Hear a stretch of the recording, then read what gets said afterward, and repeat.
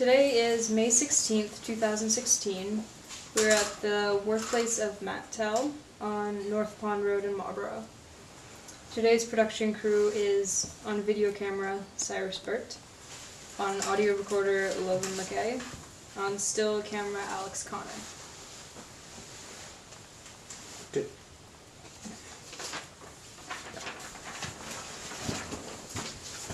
I'd like to ask you a few questions about your background. Sure. When did you move to Marlboro? I went to Marlboro College, but when you're going to college, you're not really living here, though I did spend a couple of summers here, and then moved away for about 2 years and decided I really liked the area and moved back with my girlfriend, who's now my wife, in 1983. Where did you live before you moved here? Everywhere. When I was growing up with my parents, we never lived in a town for more than 5 years. I lived in New York City, Teaneck, New Jersey, Englewood, New Jersey, Westport, Connecticut, Stamford, Connecticut, Bethesda, Maryland, and Washington, D.C. And then I moved here and I haven't moved since. What are some of the reasons that you moved here? I love the area, the wilderness and views are amazing, and the wildlife, and it just suits me well, and I'm not really much of an urban person for very long. So, how many years have you lived here in town? I've lived here since '83. My math is terrible. 93, 103, 113 is 33 years. What's your spouse's name? Lucy. What has been her career? She's currently working for Brattleboro Housing as a family self-sufficiency coordinator. She gets people to work and get off of welfare and whatnot, and it's a 5-year program, and so it's really sustainable, and the carrot is, like, once you're get off of welfare and start making money, you have to pay more rent and things like that. All that money goes into an escrow account, so when they're done with the program, they get all that money back, and they never save money like that any other way. What is your physical address here in Marlboro? Our house address, which is up above the studio, is 168 Potters Hill Road, and this is 163 Potters Hill Road. May I ask how old you are now? I'm 58. Where did you grow up? I sort of, those areas I was telling you I lived, that was till I was 18 years old. So I would say the East Coast or Northeast. What was your favorite area to grow up in? The Washington, D.C. area was pretty neat because I was politically involved, and there's lots of politics down there, and the museums were pretty cool. How would you describe yourself when you were a child? Kind of introverted and quiet. I have nerve deafness, so it was kind of hard to hear people, and that's probably one of the things that attracted me to clay, is that I can do it all myself and don't have to have a lot of other people involved, except when I have to sell it to folks. What high school did you attend?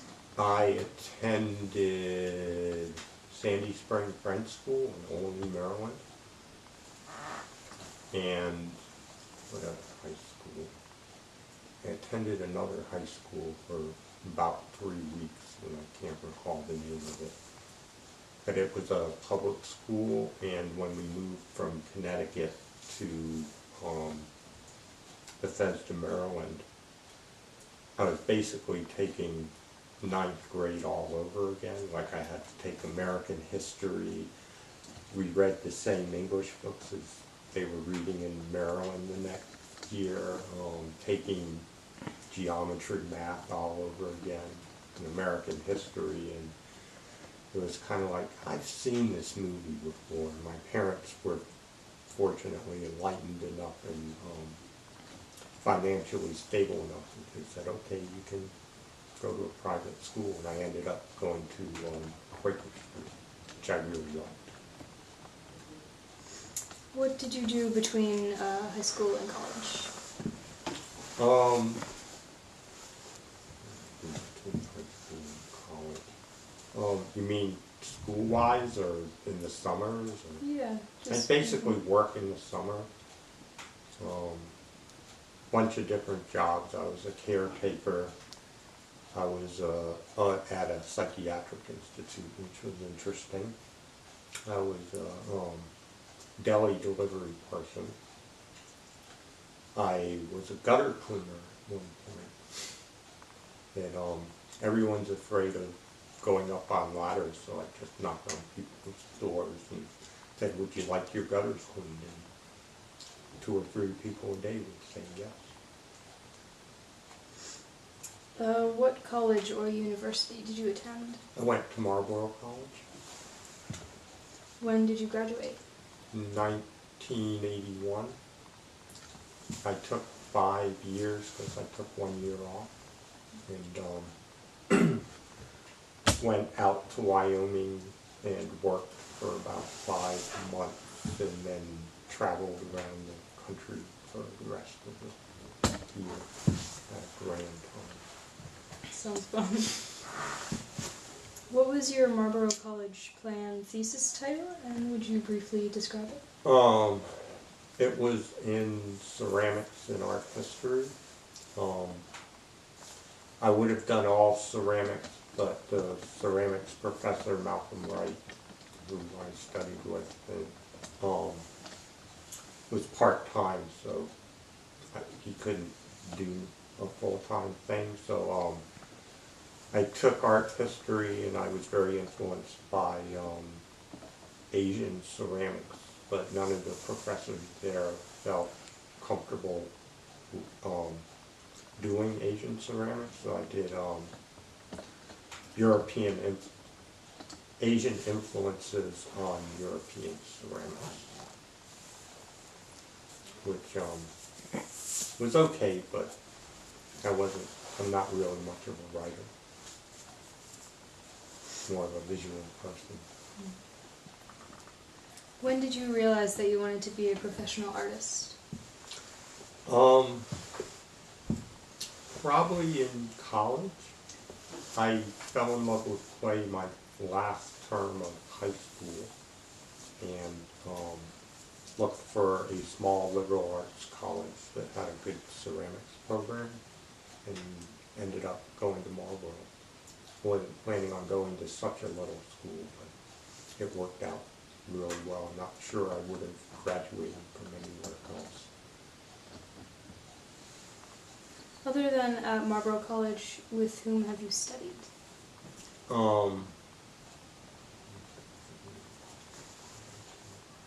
I've taken workshops with various professional potters, Jack Troy and Toshiku Kazuyazu, and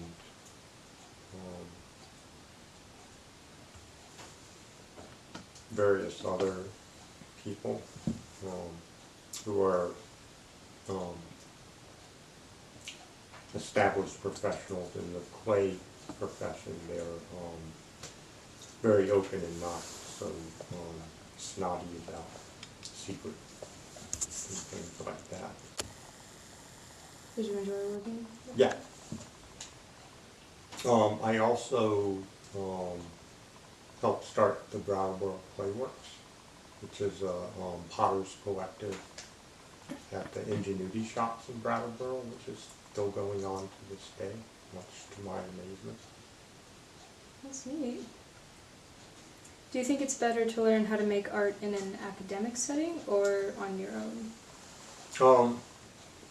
I think each one has merits.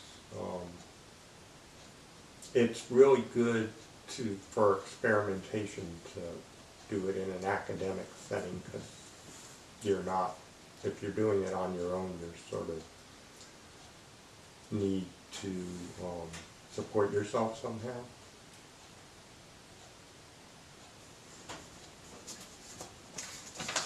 Good questions. David wrote them. Whose work or what sorts of styles do you feel have influenced your own work the most?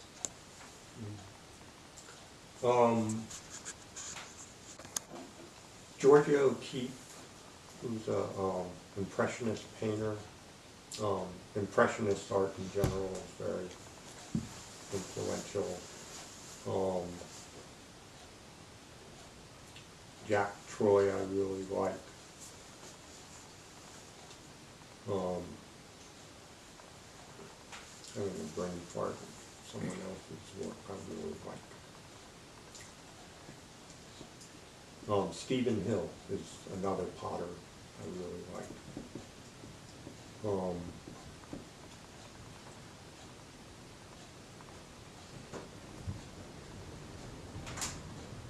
Asian and especially Korean pots I'm very attracted to, because they're so loose and vibrant.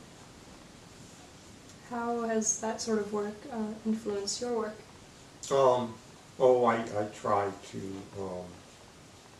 get at its essence and see where it goes and take the ideas I'm working on. My work is pretty contemporary and eclectic. Like, I don't stick to one thing and that's all I do. I kind of bounce around, like my mind bounces around.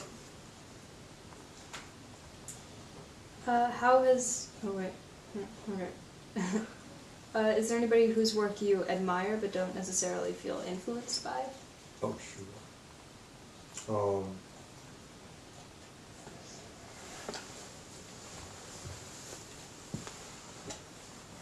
Daly, what's his last name? Bill Daly, whose work I like a whole lot. It's very architectural, but I would never make anything like that, but I've always appreciated it. How many years did it take you to become a professional potter?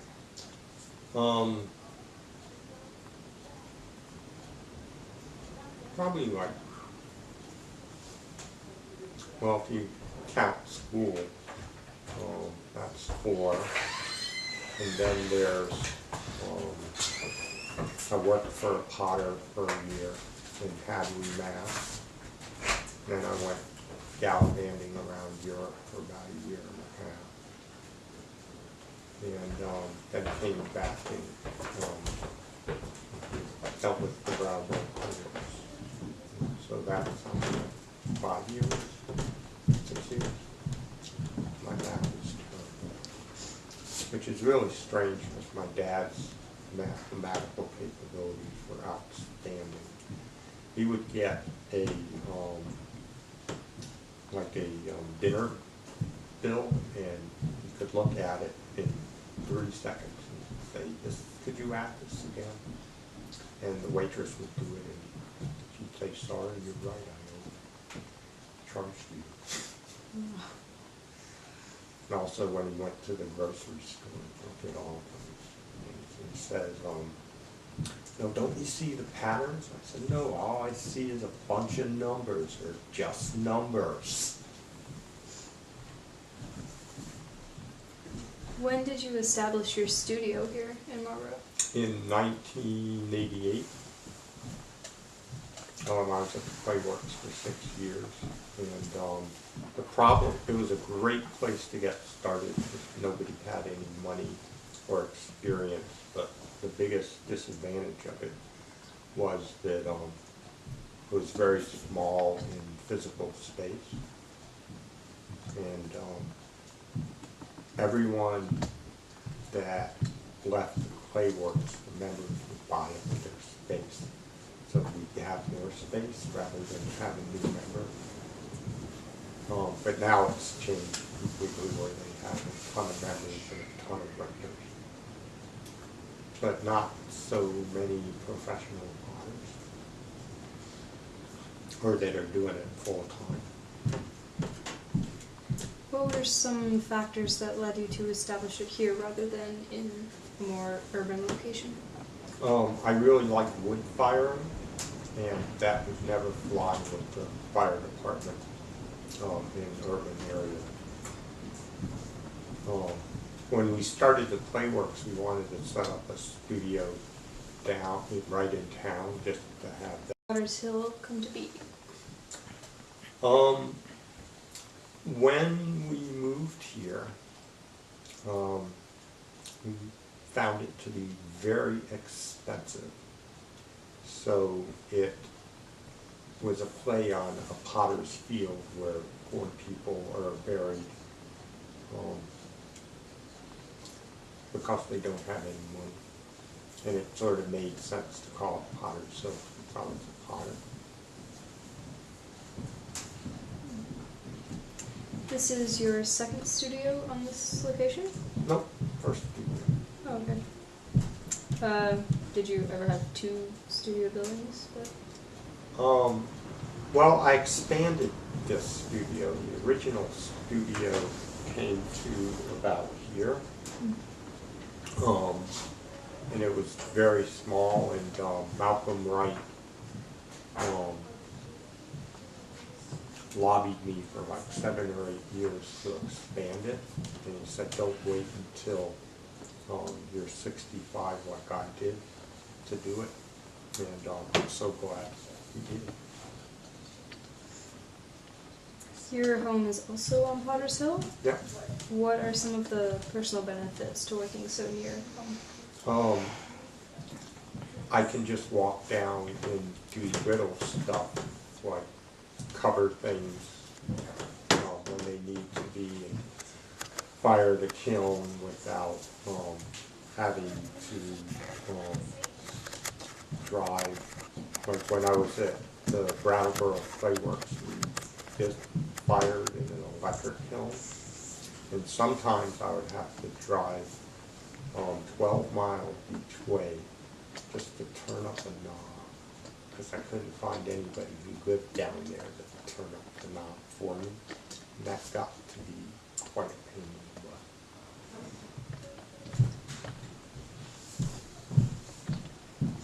butt. Are they interrupting the audio? Probably not. Are there any downsides to working so near home? It's kind of isolating at times, and sometimes sometimes I have helpers, and I used to have a lot of helpers when I was doing more production work, and that was kind of nice because there'd be lots of people. But you feel like you're really busy doing production work, but you're not really making as much money, I discovered. At one time, I used to do wholesale shows where you bring samples and shops and galleries pick out things, and you don't actually sell anything there, but you write paper and fill the year. And the last one I did, I got a year's worth of work in a day and a half of a 4-day show, and I just wrote non-confirmed orders, which turned out to be a good thing because I lived off of that for a while. But I also got so much work that I had to hire 3 full-time people. And it was the most miserable I ever was, because I was basically managing them and not getting to make much work on my own. And that's another reason why I expanded the studio, is I can work on new ideas and work on production work for things that are ordered at the same time, which is real good. Do you refer to yourself as an artist or a craftsperson? I refer to myself as a craftsperson. I sort of have given up the dichotomy of whether you're an artist or a craftsman, whether it makes any difference. People can think of me however they like, but I think of myself as a craftsperson. What does a craftsperson, the word craftsperson, mean to you? That you make functional things as opposed to sculpture or non-functional stuff, and you have a good background in what works and what doesn't work. In the beginning of your professional life, what led you to choose pottery as your form of art?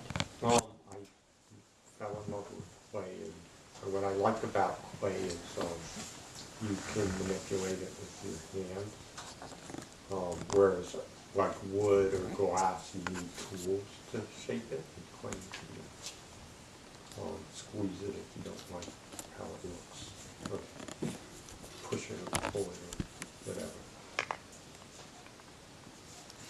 What are some of the reasons why you have continued to make pottery?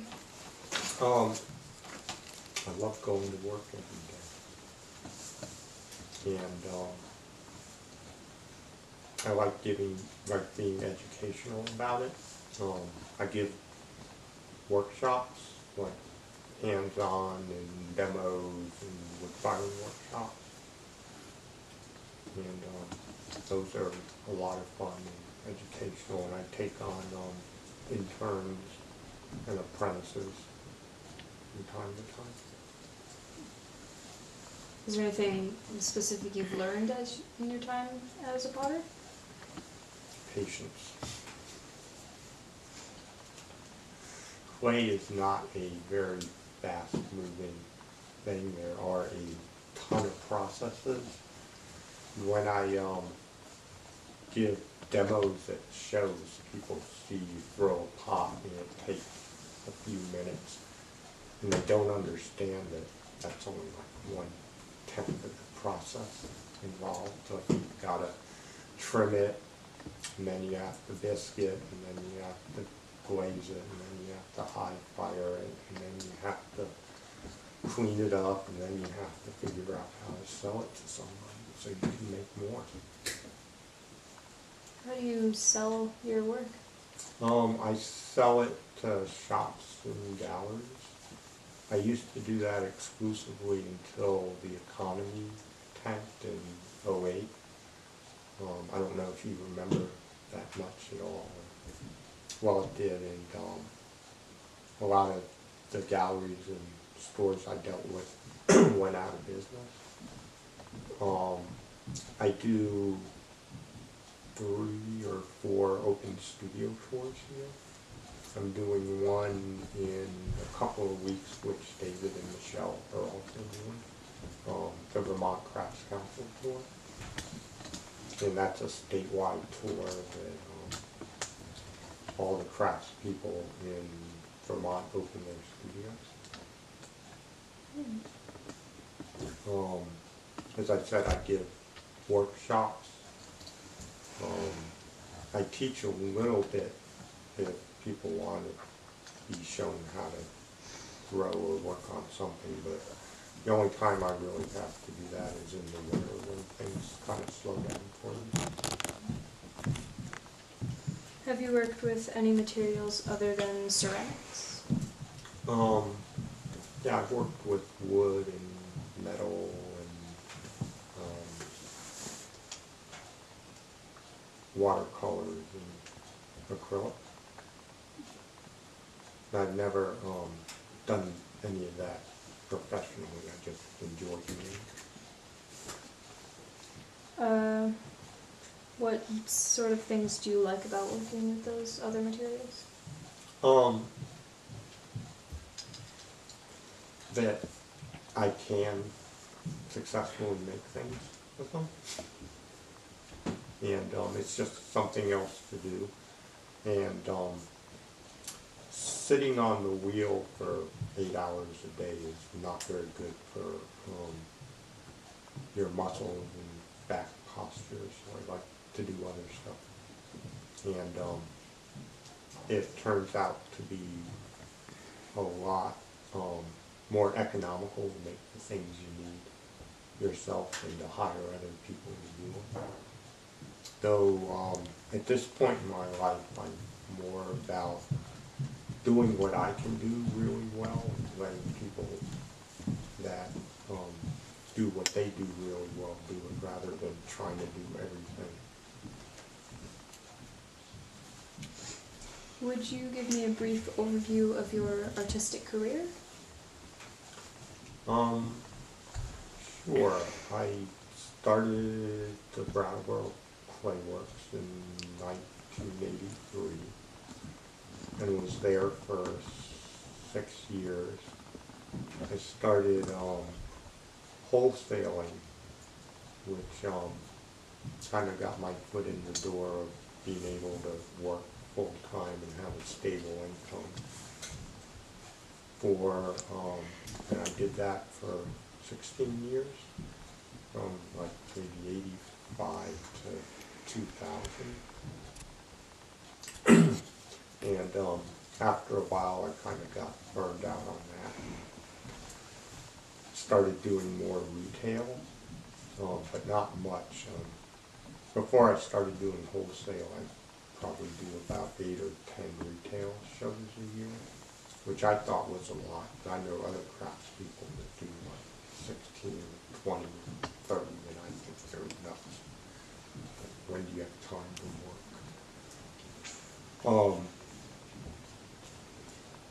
And now I do about 4 retail shows. I do the Sunapee Craft Fair, which is a real big one. It takes place in Newberry, New Hampshire at the Sunapee State Park. It's 9 days long. It ruins my whole summer. Having to make work, I can't just take off and go canoeing in the Adirondacks or something fun like most people get to do in the summertime. And but it goes really, really well. It's how I don't have to get a part-time job in the wintertime when things get slow.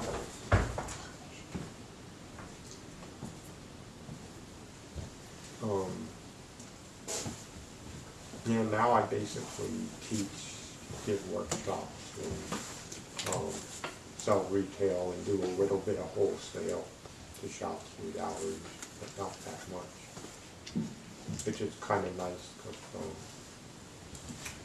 I don't have to pack things, which is what I hate doing most. I think it's the first aspect of my business I let go of and hired someone else to do. What have been some personal highlights of your artistic career so far? Doing collaborations with some people. I did a collaboration with a person that I made. Not a very great picture. I did the fountain bowl and they did the sculpture. This is in a museum in St. Petersburg, Russia now. I thought that was pretty cool. Yeah. The Smithsonian Museum and the Everson Museum own a piece of my work, though I'm sure it's in the storage area. I guess taking on interns and just taking on the knowledge of what I do has been really rewarding.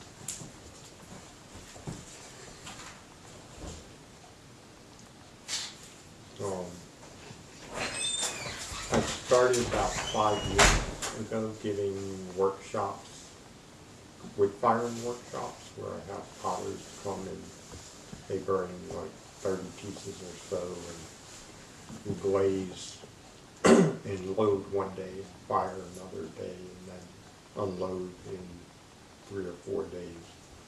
And that's a lot of fun. I'm doing that and get a lot out of that and enjoy seeing how other people work and do things. And it's kind of neat because the potters are way looser using my glazes because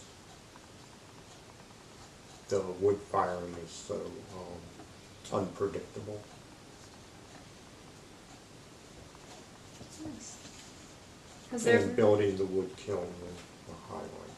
That's where my direction is now. Has there ever been a period where you felt like finding other work to do? Yeah.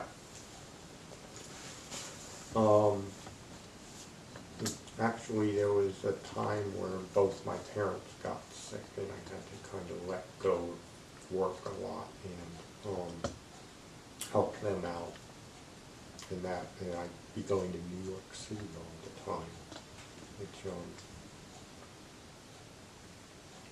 I could only take for short periods of time, but the one redeeming factor is they lived right near Central Park. Central Park in Seagrove.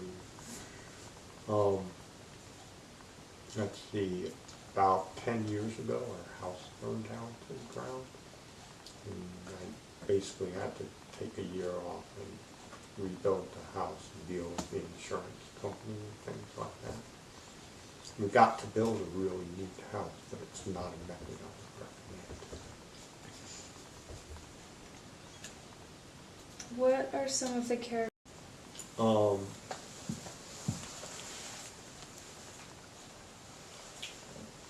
Focus and attention to detail.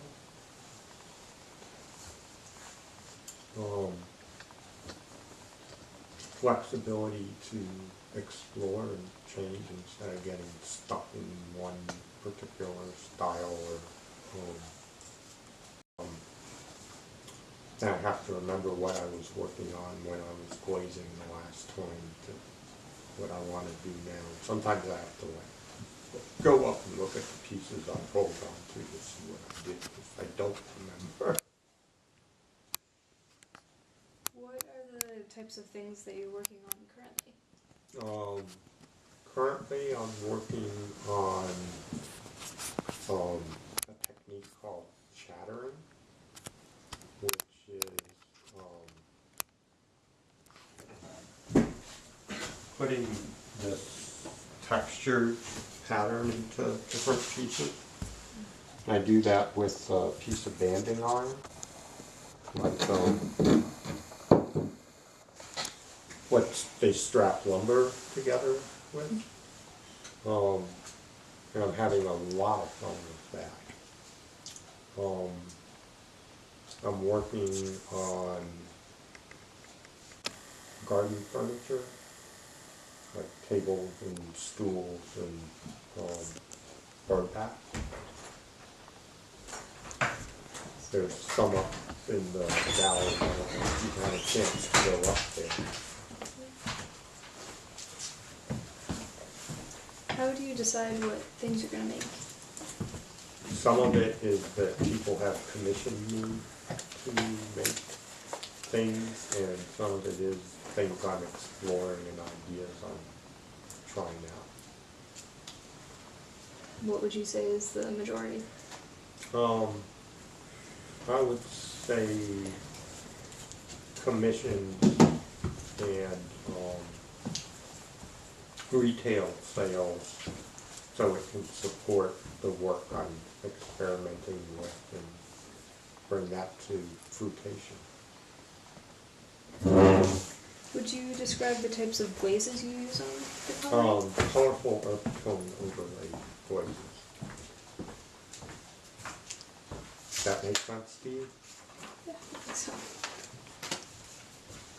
How did you come to use the types of glazes and glaze combinations you currently use on your pottery? Vast experimentation. Some of the glazes I came up with, the formulas myself, and some I borrowed from studios I worked in, and some I just get from magazine articles and things like that. What is the relationship between your glaze choice and the specific object? It needs to fit the form and make sense to it and attract attention. Or attract interest, not really attention.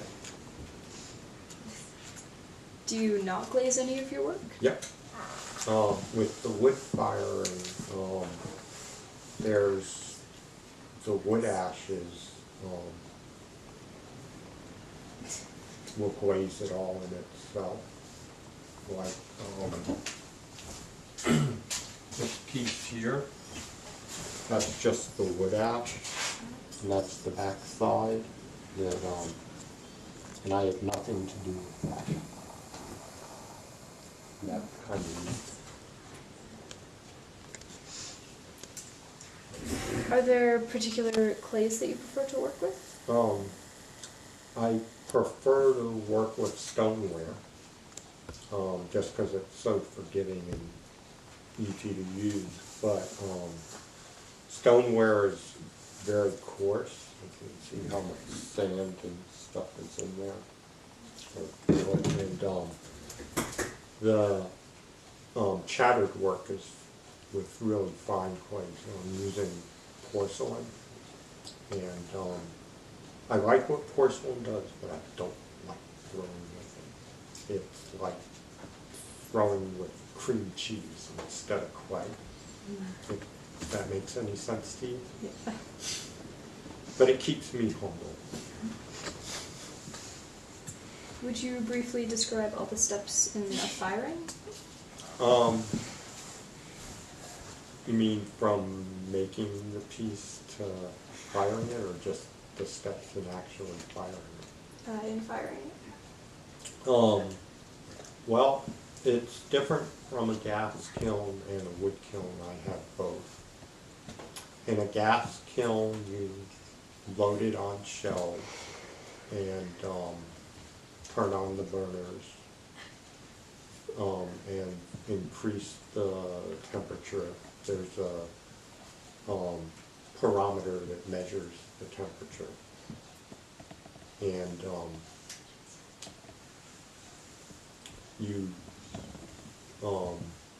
I fire in reduction, which means taking the air out of the chamber, and the fire goes to the next source of air, which is in the clay. And that changes the colors and does all the nice tones and textures. And there's two reduction cycles. One's called body reduction, where you reduce the body before the clay starts vitrifying, because the clay contributes to the tone and color of the glaze as well as the glaze itself.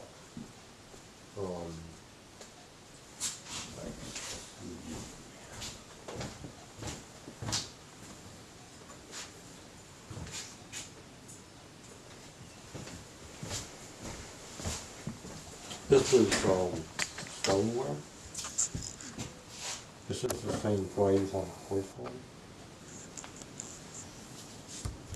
Really?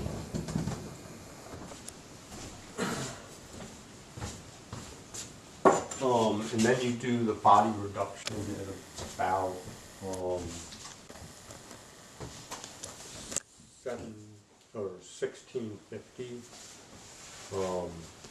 for about an hour, because my kilns are so large it doesn't happen very evenly. And gas is a lot less even temperature than electric firing is. And wood is even less even. And then you keep firing from 200 to 300 degrees, and there's cones that tell you what temperature it is.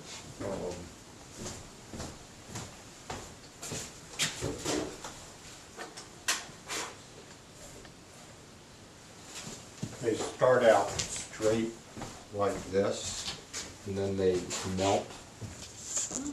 And it's actually, to this day, the most accurate measurement, a lot more accurate at the high temperature than the thermometer is. And they're calibrated with clay and other things and numbered so that they melt at certain temperature. I fired a cone 10, so this is cone 8, 9, and 10. And that tells you when you turn it off. The firings go from, I think, so gas firing is 12 hours, and a wood firing is 16 to 20 hours. Because I'm going for the ash accumulation, and if I just fire for 12 hours, I'm not going to get as much as I would prefer to have. And it's a lot of labor firing with wood. You can't just turn off the valve and walk away like you can with a gas kiln. You have to be there the whole time stoking. And with a gas firing, you have to go up very slowly in the beginning so you don't blow up things. Because I could probably get to 1,000 degrees in 15 minutes in a wood kiln. And you don't really do a body reduction, because in wood you're doing reduction oxidation cycles all the time. Because you first put in the wood and there's too much fuel and not enough air, and that's all the black smokiness you see if you've ever seen a wood fire. Or even like sugar maple, when they first put the wood.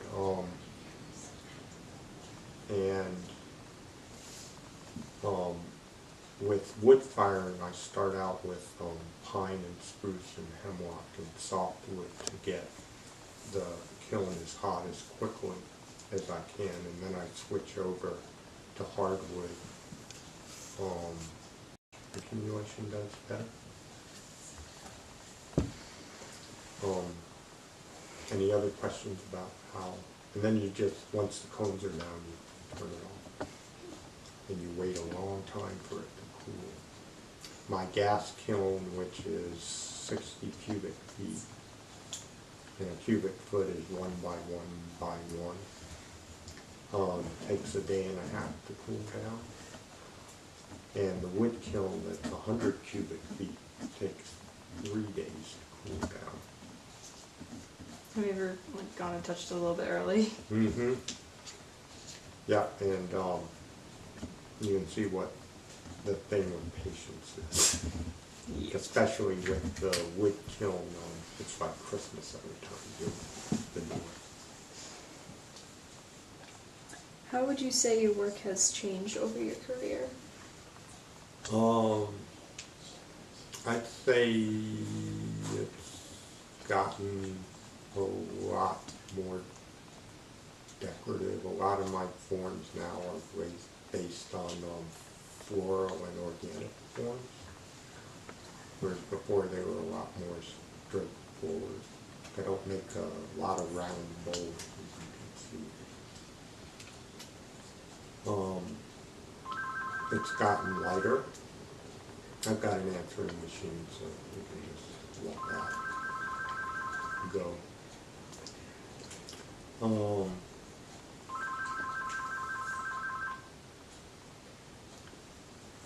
I don't make as many things as I used to make when I first started out.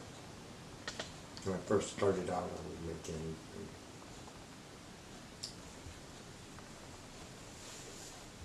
What were some of your early interests other than pottery? Did you have any? I love to hike and backpack.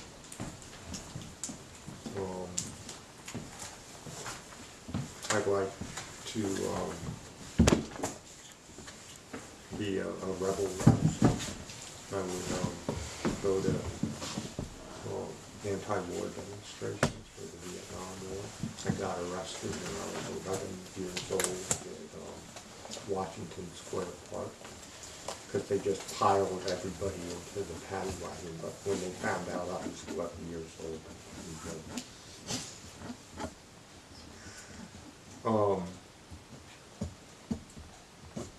I like doing various kinds of art, drawing and painting and woodworking and whatnot.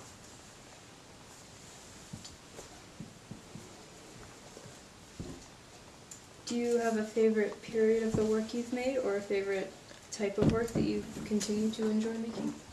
I really like making bowls as a shape and form. It's so open and so simple, yet so giving. Boy, there are a lot of questions here. Yeah. Right there. It's like another page and a half.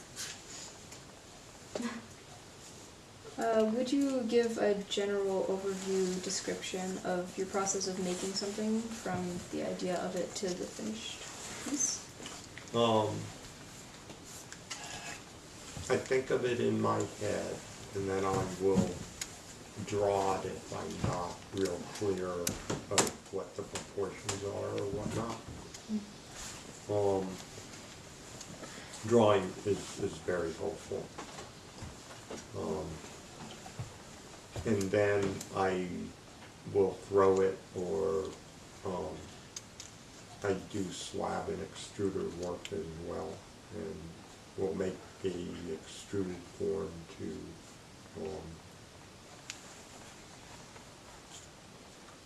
see how it goes with that method. And I mostly work on the wheel, and then we'll do other stuff to it once I'm done on the wheel. I also do slab work with draped forms, and like that tray with handles, the bottom's a slab and the rest are extruded ribbons that I assemble.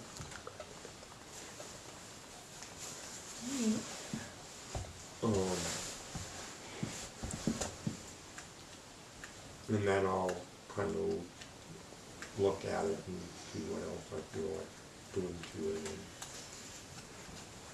And keep it under plastic so I can still make cool stuff to it. How would you describe your business?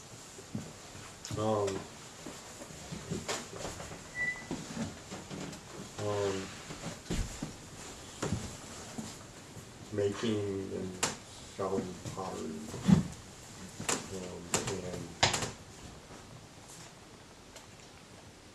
passing on information in workshops and whatnot.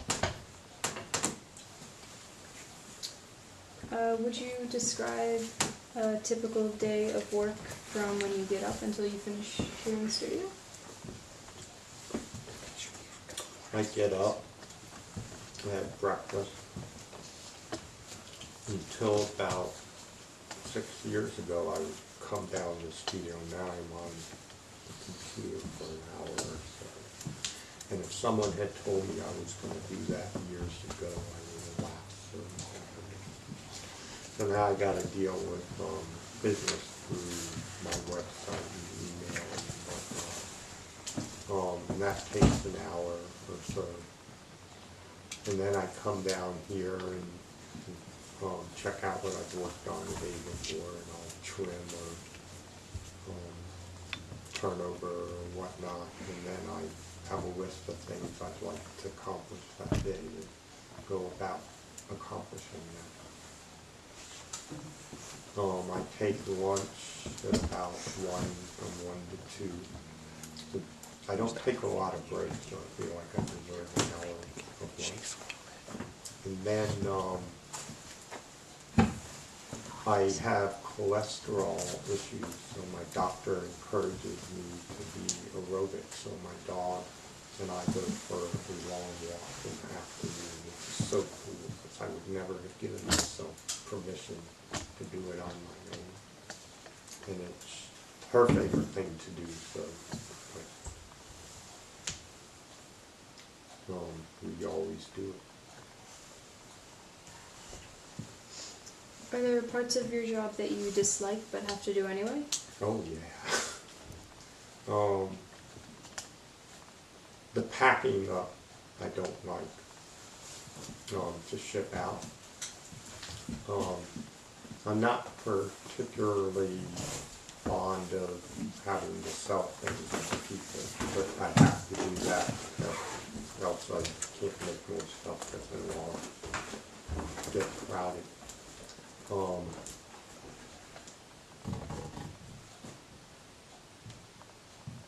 Cleaning up after myself, I've never been too thrilled with, but with clay you have to do it because it's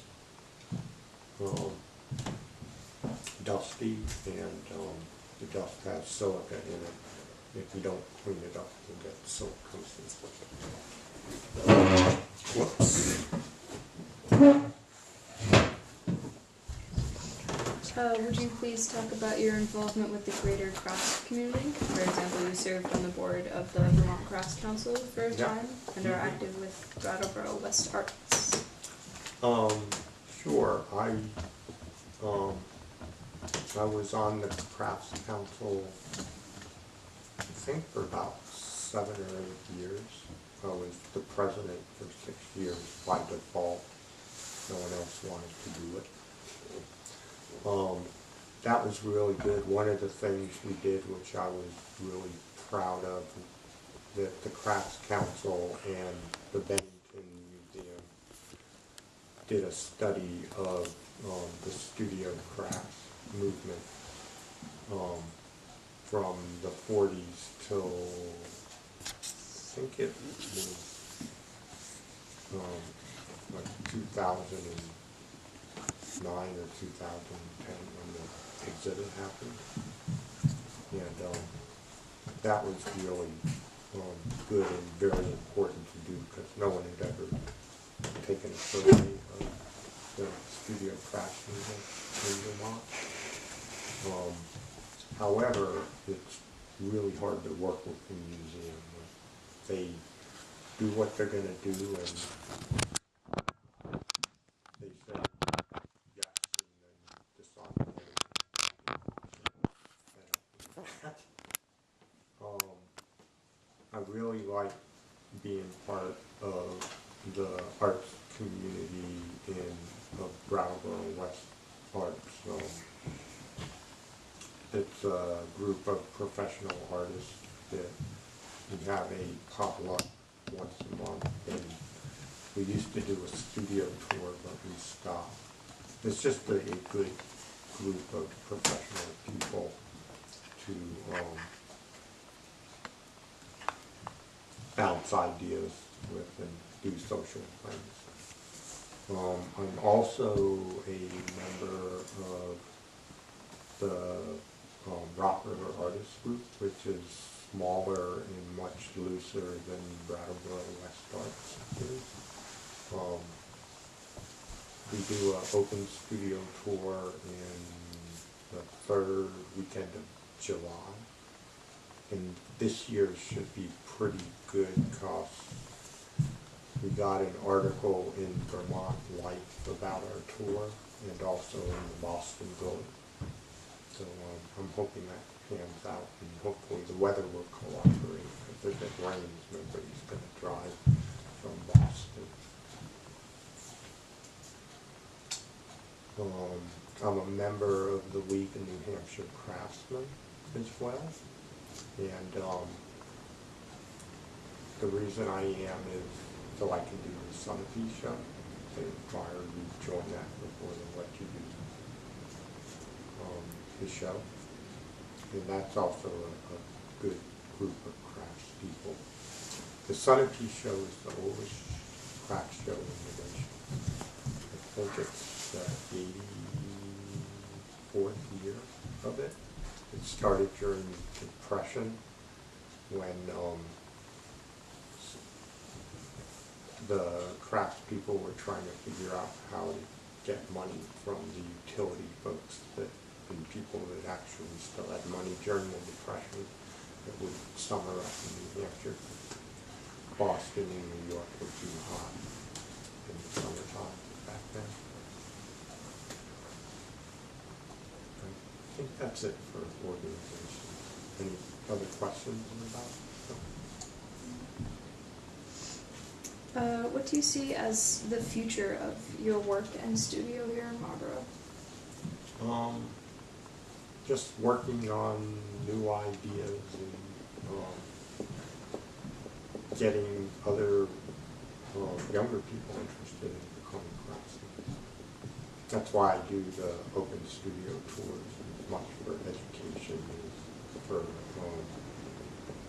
sales. Is there anything else about your life or work that you'd like to mention but that I haven't asked you yet? I don't think so. I thought that was pretty thorough and complete. And I'm not usually much of a talker, but I thought you asked a whole lot. Thank you very much for your time. You're very welcome. That was a good interview.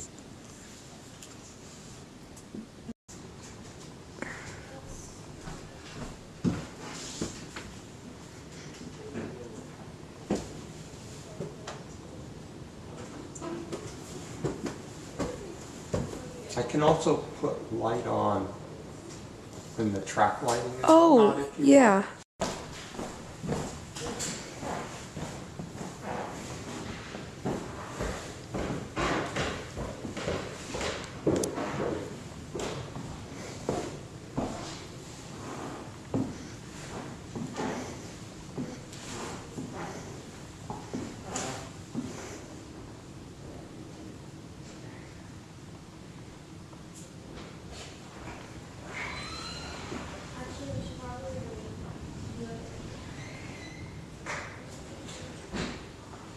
We should probably just